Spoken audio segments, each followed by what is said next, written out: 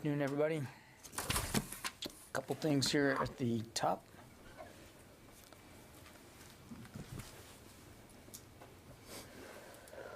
Earlier today, Secretary Austin had a chance to speak with the Polish Minister of Defense, Mariusz Błaszczak, to discuss impacts of Russia's unprovoked and unjust war against Ukraine. The Secretary praised Poland's strong commitment to supporting the defense needs of Ukraine's forces, and certainly he expressed our appreciation for Poland's hosting of U.S. forces and additional U.S. forces.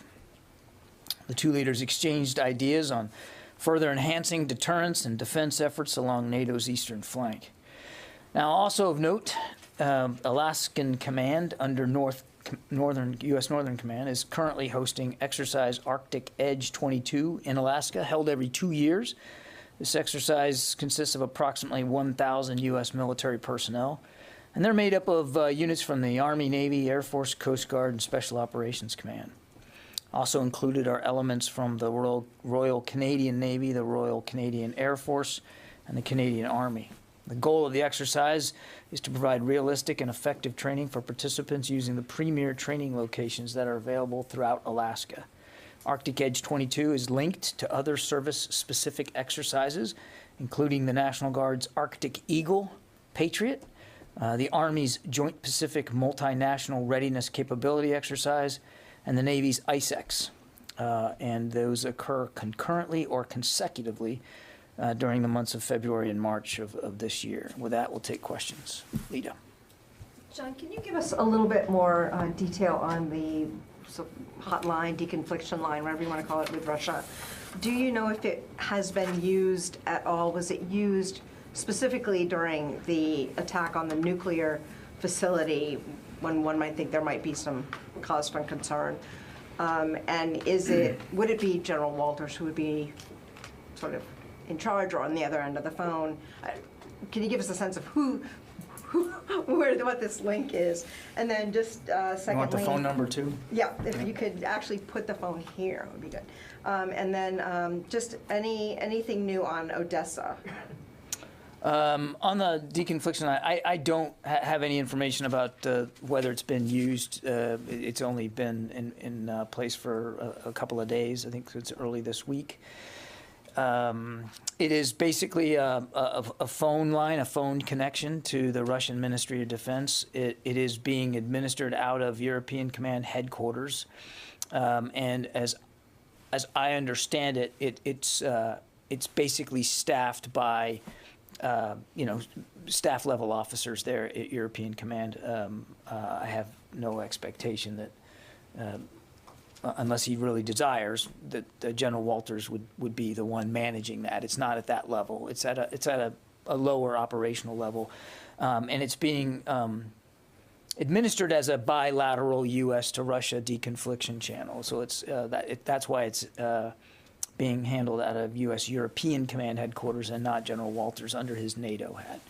But again, I refer you to EUCOM to talk specifically about whether and how it's been put in place. We know it works because we did establish it and set it up with the Russians, and when we tested it, they did pick up the other end and acknowledged that they got the call. So we know it works. We think again that this is, as we've done before, like in Syria. We think it's valuable to have a direct communication vehicle at that level, at an operational level, to reduce the risks of miscalculation and to be able to communicate in real time if need be, particularly because now the airspace over Ukraine is contested by both Russian and Ukrainian aircraft. So that contested airspace now buttresses right up against NATO. So smart thing to do, and we're glad it's in place. We're glad that the Russians have acknowledged that they will use it. On Odessa, I don't have an update for you. We haven't seen, and again, I have to caveat this by making clear our visibility and our detailed knowledge of things that are going on the ground has limits. But as of this morning, we hadn't seen any significant naval activity in the Black Sea that would lead us to believe that an assault on Odessa is imminent. That doesn't mean that that won't change over coming hours. It very well could. As you've seen for yourselves, the Russian ground forces coming out of Crimea, arcing off to the northwest through Kherson, are now beginning an assault on a town called Mykolaiv. That town is not far from Odessa, just up the coast, a little bit to the northeast of Odessa. So we don't know exactly what to make of that. We can't assert for sure that the Russians are going to use a land route to assault Odessa, or even if they're going to move on Odessa. We're kind of watching this day by day, as you guys are. Just a quick follow-up on that. So since this is a bilateral sort of U.S.-Russia line, would then an instance like the nuclear plant not be an appropriate use of the line? It very well could be. Can I follow up on that question? Actually, I'm following up on that question. The nuclear line, are you saying that it was... It's not a nuclear line. Excuse me, the deconfliction line, are you saying it wasn't... I'm not saying it wasn't used. I don't have anything for you on its physical use in the last couple of days. What is the most senior U.S. defense official who has spoken to their Russian counterpart since this invasion has occurred? No leaders here at the Pentagon have. General Milley has not spoken to General Gerasimov since the invasion. Secretary Austin has not spoken to Minister Shoigu, his counterpart, since the invasion. I'm not aware of any other senior leaders here at the Department of Defense. Now, I can't speak for NATO. That's a good question for the alliance, but I'm not aware of any senior U.S. military connections. And just separately on the bridge that was blown up near that convoy, were U.S. weapons used to blow up that bridge, and what impact has it had on the convoy? I do not know what specific munitions were used to thwart the convoy's advance. We do have reports that a bridge was blown up that we believe was in the path there. We also have indications that the Ukrainians have struck the convoy elsewhere and on their own on vehicles. But what munitions they're using, Jen, I just simply couldn't speak to that level of specificity. We do believe that the actions by the Ukrainians have in fact stalled that convoy and certainly slowed it down, stopped it in some places. But we also think that that it's also of a piece of Russian challenges that they've had just in terms of their own physical ground movement, sustainment, logistics. They're running out of fuel. We still believe that in some cases they're running out of food for their soldiers. So they've also been plagued by their own missteps and stumbles. Fadi. Thank you, John. So I have a couple of questions. On the deconfliction mechanism, as you said, I mean, it's helpful, especially now with the NATO airspace as close to the Ukrainian airspace. So why was it bilateral between the U.S. and Russia, not between Russia and NATO? I'm not going to speak for the alliance, Fadi, and it's not like we are a member of NATO. So certainly, if we can use that deconfliction line to assist with alliance communications, we'll absolutely do that. It's not so binary as that. All I'm trying to do is describe that it is set up bilaterally between the United States and Russia. But of course, look, part of the reason that we want to do this is because of NATO airspace, which buttresses up now against contested airspace. So, if I conveyed any idea that we would only use this to convey U.S. individual unilateral concerns, that is absolutely not the case. I asked the question because a senior defense official has said before that there are ideas, including maybe a NATO-Russia channel. So was this, basically because Russia rejected such a channel and they insisted on it? I don't have anything. Okay, and on Zaporizhzhia, what is your understanding of what happened actually yesterday, and how safe is the nuclear plant right now? We don't have perfect knowledge of exactly how this attack on the nuclear power plant transpired. Clearly there was one. Clearly it was violent. Clearly ordnance was used. An attack was conducted on the power plant in an effort by Russian forces to gain control of it. We cannot contest or refute reports that they are in fact in control of it.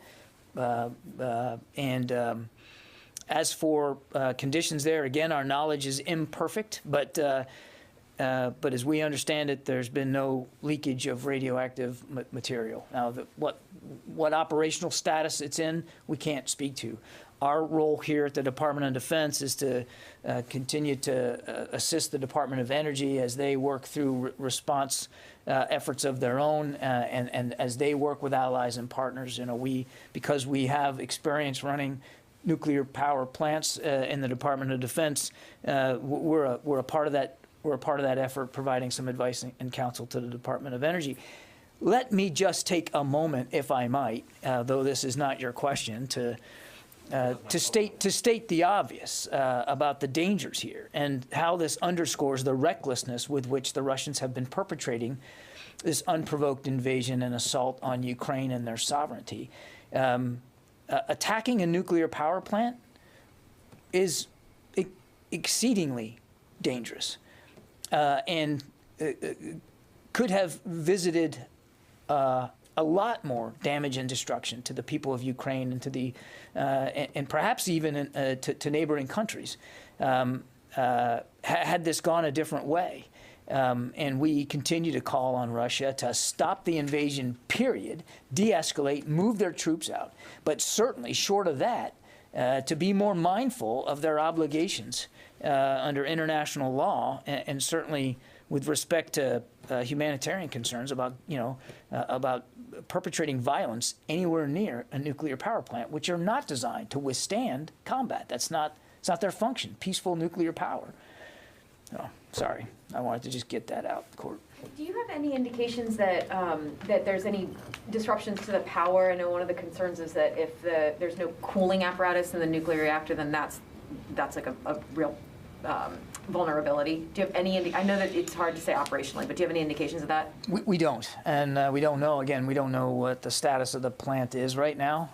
Again, I'd point you to Department of Energy to talk about that with more detail. And then one more thing on deconfliction. I'm not clear. It is. I get it. It's between the U.S. and the Russian military. But is there? Will there be some scenario where other NATO ally aircraft or military equipment you could be deconflicting on their behalf? We haven't heard about any other nations setting up any kind of deconflictions, and others have been sending things forward to that area. I think it's entirely possible that should there be an alliance concern that we can convey to the Russians through that channel, we absolutely will. Remember, we are also a NATO ally. Yeah. John, on the confliction line, in Syria, we know that Russians and American aircraft were crossing into their lines, and then of course they just were telling. Say that part again. You know that Russian and on Syrian airspace, Russian and American air assets were crossing into each other's line, and that's why the deconfliction line was used to say, hey, keep out of this area. We are coming here, or we are going to strike this, or we are here, we are there. But here in this setting, in this theater, there are two separate airspaces, and why, how this deconfliction line is going to be used for what? What will they say, for example, on the line? Because we don't see that. I don't think there's like a given script that's going to be used on any particular day or in any particular instance. I mean, this is you got contested airspace over Ukraine, which buttresses. Just let me finish. Which buttresses right up against countries, NATO countries, and their airspace. It makes eminent sense for us to be able to have some way of communicating with the Russians should operations in that contested airspace pose any kind of a threat or even just pose a concern to the alliance or to the United States. We want to be able to have a way of speaking directly at an operational level with the Russian Ministry of Defense. So it makes a lot of sense to do this. Also on Black Sea, we now see that Russians have almost taken 1/3 of the entire northern parts of the Black Sea, coast of the Black Sea. Is there a concern, or to what extent concerning is it for you that Russians take the entire coast of the northern Black Sea and just create a new geopolitical setting. Apparently don't have your level of visibility on where the Russian ships are in the Black Sea, and I'm not prepared to cede or to say with certainty that that they have control over the international waters in the Black Sea. They have naval assets in the Black Sea. They're a Black Sea nation. They have naval assets in the Black Sea. They have already used some of those naval assets to conduct an amphibious assault from the Sea of Azov onto the coastline there of southern Ukraine. As I've said to Lita, I don't have any updates for you in the maritime environment. I can't assert for sure that they are planning to do yet another amphibious assault, whether it's towards Odessa or any other southern Ukrainian port. But we're watching it as best we can. Okay, Jim. John, this is a little bit involved, but on February 18th, I asked, in Poland, I asked Secretary Austin if the national defense strategy would need to be rewritten as a result of the Russian threats at that time. He said no, and that the integrated deterrence concept that underlaid the idea of the NDS was already sort of in use.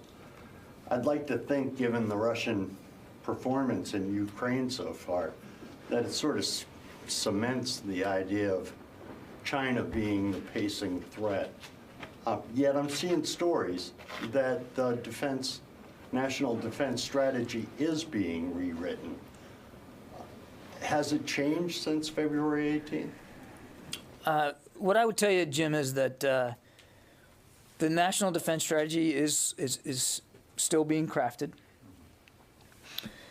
It's going to be heavily informed by the President's interim national security guidance.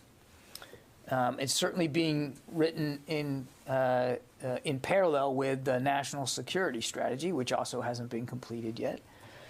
And you're absolutely right. The Secretary was clear that it will reinforce his notion of an integrated deterrence, and it will certainly recognize that China remains the pacing challenge for the department. But it will also recognize other nation-state threats out there, and that includes Russia. And as we've been writing it as we've watched Russia over the last couple of months, build up this massive military force around Ukraine's borders. So it would be foolish for us to think that the crafting of it wasn't also informed by what we've been seeing Russia do. But is it being rewritten as a result of what we're seeing Russia do? I think that overstates it heavily. But it certainly will be informed by what we've been seeing over the past couple of months. Yeah. Thanks. Tara. Thank you. Has the department seen any evidence that the invading Russian force is also reliant on the internet and communications inside Ukraine? There's been a lot of questions about why, there was an assumption early on that the internet would be brought down, that the infrastructure grid would be brought down. Why is it that all of this infrastructure has remained in place, and are these forces also reliant on that to communicate and to navigate? I can't. I honestly can't speak to Russian plans here and their intentions with respect to the information environment. And as for their navigation skills, again, I don't. I'm not riding in the cab of these trucks. I don't know exactly what they're using to get from point A to point B. Clearly, they're not getting from point A to point B very fast right now, at least in the north. So I can't speak to that, Tara. But we have seen some internet outages. We have seen them try to impact the information and communication environment, not the least of which is striking, television towers and that kind of thing.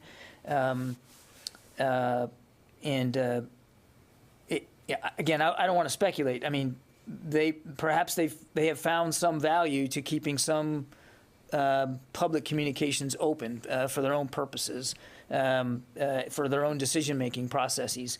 But that's just a speculation. I don't know. And I have one follow-up on the deconfliction line. If it's going to be used for deconflicting airspace by NATO borders, could it also potentially be used for, say, coordinating a humanitarian corridor or people fleeing Ukraine, or is it just going to be military-to-military operations? It's primarily a military-to-military channel, but that doesn't mean, as I've said before, that it can't be used for other purposes if need be. I mean, we'll have to see. It's only been a couple of days old, so we think it's the right thing to do. We've done this kind of thing before, and it makes a lot of sense, particularly when you're talking about that contested Ukrainian airspace. But could it find other purposes? Perhaps. I mean, we think it's the smart and the prudent thing to do. Barb? A couple of follow-ups, but a question to other people's questions, but one question first.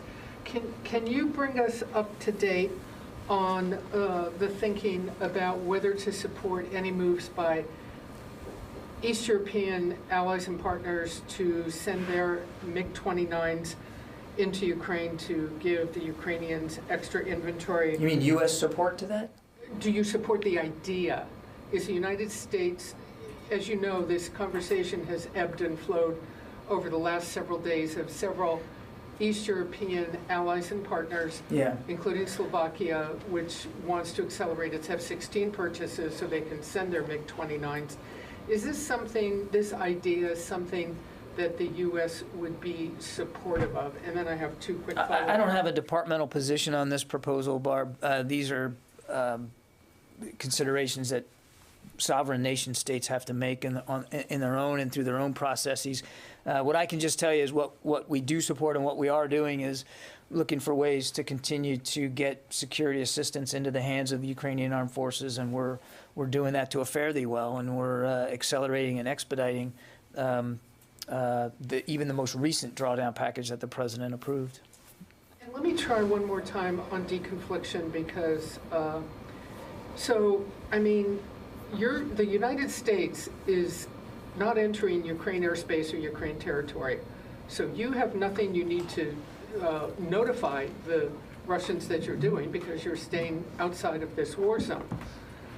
They, you said, there was concern that there could be a situation in which you would have worries that would lead you to make a phone call.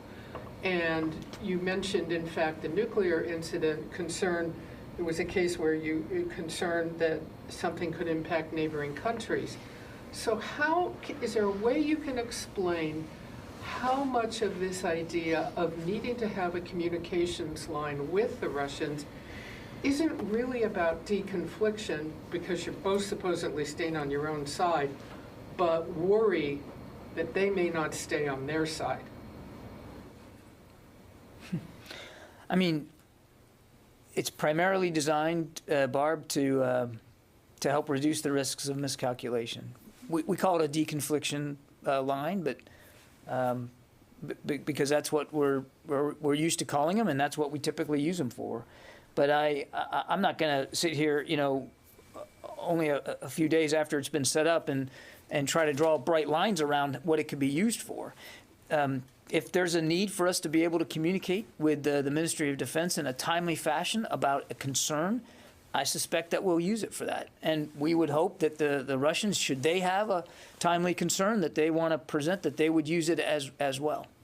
So when the nuclear incident happened, has it now led, because you provide support to the Department of Energy, has it led to any additional need or consideration by the Defense Department for additional protective gear, sensors, or any kind of technology for radiological or chemical or biological issues where U.S. troops are located, and for the allied partners and nations and partners that they're working with? Did last night's events cause you to need to think about taking more protective measures? Because you said there was concern, one of the concerns could be the potential of impact on neighboring countries. In general, striking a nuclear power plant would cause anybody to be concerned about, should cause anybody to be concerned about that.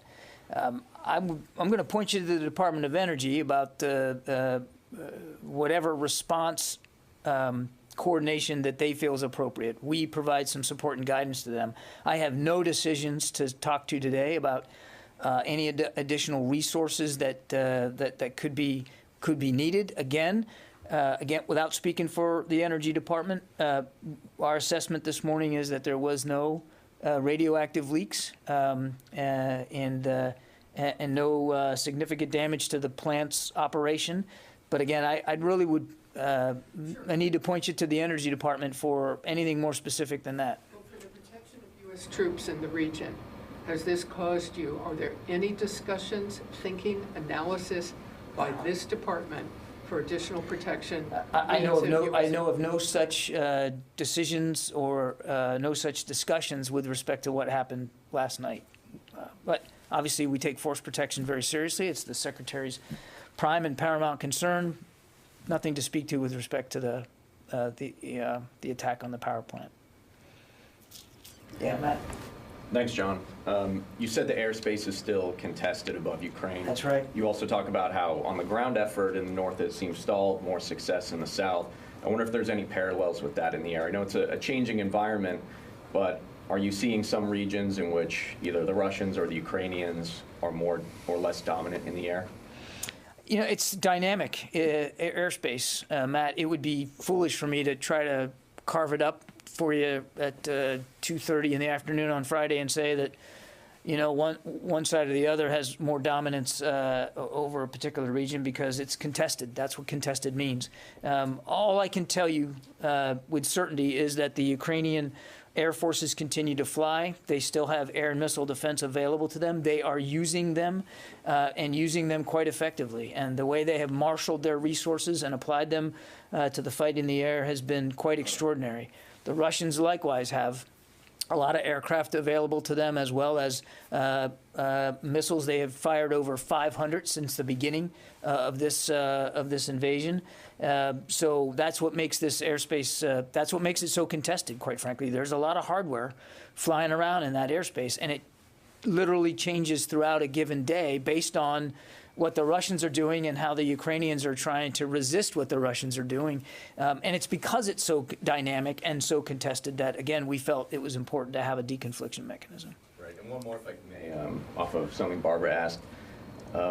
At this point, a senior defense official earlier said that most of their Ukrainian air capability is still intact. Does it seem like that's a need, or are you aware of any requests of the Ukrainians for more aircraft? And if they already have most of their air power still intact, do they even have extra pilots to fly the extra aircraft at this point? I don't want to speak for the Ukrainians. What I can tell you is that we are in direct communication with them nearly every day about their requirements, and we're doing the best we can to fill those requirements. I think I'll just leave it at that.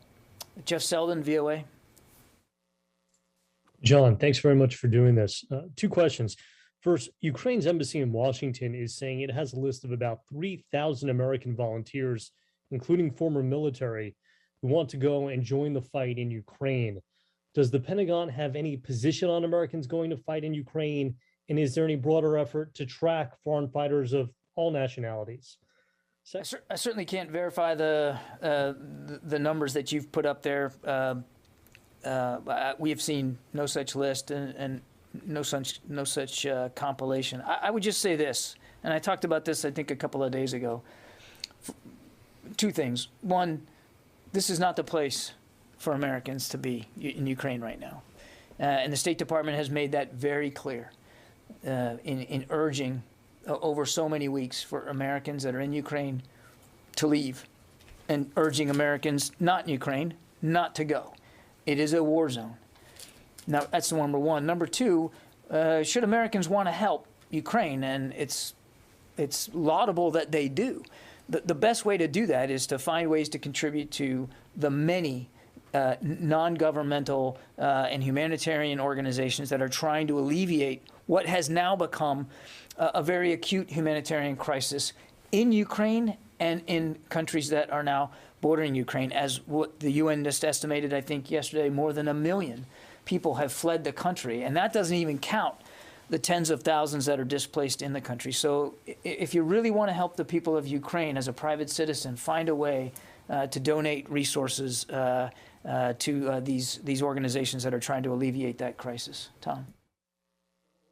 lines, are there any prohibitions on U.S. military personnel, let's say an Army reservist who wants to go over? I mean, Tom, the president's been clear there's not going to be any U.S. troops fighting in Ukraine. Well, I'm talking about an Army reservist is volunteering to go over and fight with the Ukrainians. Are there prohibitions under the law or DoD regulations about that? You know, I'm not a lawyer. I'm going to have to take that one, Tom. But let me be very clear. The president has made it clear U.S. troops are not going to be fighting in Ukraine. That includes in the skies over Ukraine. It is not a military mission that the United States military would take on. I know you're asking a very specific potential scenario. Let me find out rather than speculate and guess about that. Tom Squitieri. Hey, thanks, Sean. Two quick questions. One, last November, the Coast Guard finished the transfer of 3 ships to the Ukrainian Navy. I'm wondering if the Pentagon has visibility on their status. And the second question is, a senior official yesterday talked about how at least 70 missiles were fired from Belarus into Ukraine. Is it the Pentagon's analysis that places Belarus as a participant in the war? Thank you. What we've said all along, Tom, is that Belarus is partly responsible for what's going on in Ukraine. We've been very clear about that by the support that they have given to Russia to be able to launch this invasion. Now, we haven't seen Belarusian forces insert themselves into Ukraine. We haven't seen indications that they are preparing to do that. But clearly, they are complicit with President Putin's war of choice, no doubt about that. And as for the ships, Tom, I don't have any update for you on that. I just simply don't know. Jeff Shogel. Thank you. Thank you. It appears there's been some news during the news conference here. I'm reading something that says the Moldovan breakaway region of which I'm not pronouncing correctly, has demanded that Moldova recognize its independence. This is a place where about 1,500 Russian troops are stationed. Is the Defense Department concerned that this could be an expansion of the Russian invasion of Ukraine? I got nothing for you on that, pal. I haven't seen this report, and I'm not going to try to wing it here from the podium on something that you're seeing online. So we'll check and see if we have anything on it. But I'm not going to take the question because I believe that that's probably a better question put to my State Department colleagues. However, I'll go see what's available out there. But I'm just not capable of jumping into something that's breaking right now. Tony Capaccio. Hi, John, I have a budget question, non-Ukraine specific, but what is the status of the FY23 budget? Are the final numbers pretty much done and you're kind of feeding it into the computer and ready for release? And has the invasion at all changed the number? Has there been a major influx of funding in the last week because of the invasion? It's going to shock you, Tony, but I'm not going to talk about the status of the FY23 budget. We're still hard at work at that. That effort being led by the Deputy Secretary. She's running a very tight process, and I am not going to get ahead of that process and how that's going, but we're working on that real hard. Idris. Tony, you have a follow-up, or you want me to go? Yeah. Does the national security strategy and the national defense strategy have to be published first before the budget comes out? Is that the sequence? They don't have to be, Tony. There's no regulation, there's no rule, there's no legislation that requires you have to have the national security strategy and the national defense strategy published before the budget. All 3 documents inform each other. Look, ideally, you want a budget to follow a strategy, but it doesn't have to come out that way. Idris? Thanks, Idris. Yeah. Just going back to the hotline, when you're setting it up, how does it work? Does General Walters talk to his counterpart saying, all right, we're going to set this up, and then some of the staff set it up? At what level does it rise, I guess? And second question is, any change to the nuclear forces, Russian nuclear forces, after they were put on high alert? I have no changes to speak to that we've noticed in the Russian strategic nuclear force posture We're still obviously monitoring and reviewing as we do every day. I would just again say that Secretary Austin is comfortable and confident in our own strategic deterrent posture and our ability to defend the homeland, as well as allies and partners. And it's not a hotline, it's a deconfliction line. As I said, it's handled and staffed at the operational level. I don't think there's any expectation that General Walters is going to be the only one picking up the phone. Certainly, if he wanted to do that, as European Command Commander, he could do that. But our anticipation is that this will be staffed at a lower level on his headquarters to really deal with operational level concerns that need to be expressed. Okay, one more, and then I'm going to go. Could we get the daily update on number of munitions fired, and also if you have a breakdown of where you're seeing them come from? I don't have that, and I wouldn't be putting that out here from the podium, Tara.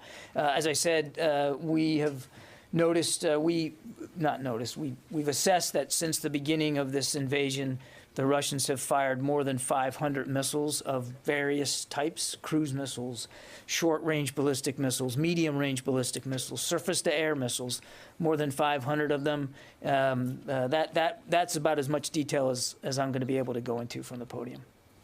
Yeah, in the back there.